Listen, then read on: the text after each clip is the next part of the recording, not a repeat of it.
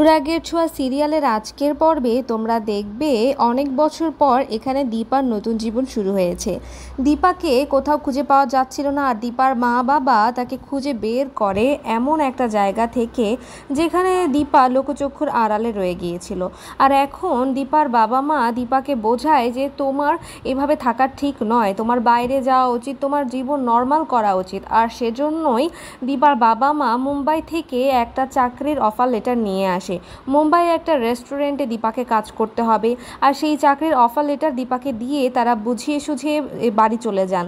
আর তারপর দীপা ভাবতে থাকে তার কি নতুনভাবে জীবন শুরু করা উচিত।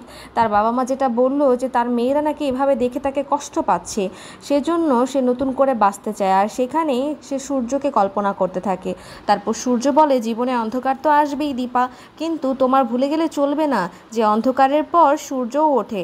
আর তারপর দীপা নতুন উদ্যম নিয়ে পরদিন তার বাবা মার আশীর্বাদ নিয়ে মুম্বাই শহরের উদ্দেশ্যে যাত্রা শুরু করে।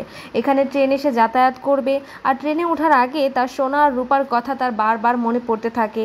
তার মেয়েগুলো কোথায় রয়েছে সে কিছুই জানে না, মেয়েগুলোকে বারবার মনে করে দীপা অনেক কষ্ট পায়। আর তারপর দীপার বাবা মাকে বিদায় দিয়ে দীপা ট্রেনে উঠে যায়। আর সেখানে একজন তামিল একজন ব্যক্তির সাথে তার দেখা হয়। সেই ব্যক্তি দীপাকে ভীষণ সাহায্য করে। আর এদিকে দীপার একটি নতুন ইউটিউব চ্যানেলও হয়ে যায়, আর সেই চ্যানেলে দীপা ভ্লগ আপলোড করবে, এটা ভেবেই সে নতুন উদ্যমে মুম্বাইয়ের উদ্দেশ্যে যাত্রা করে।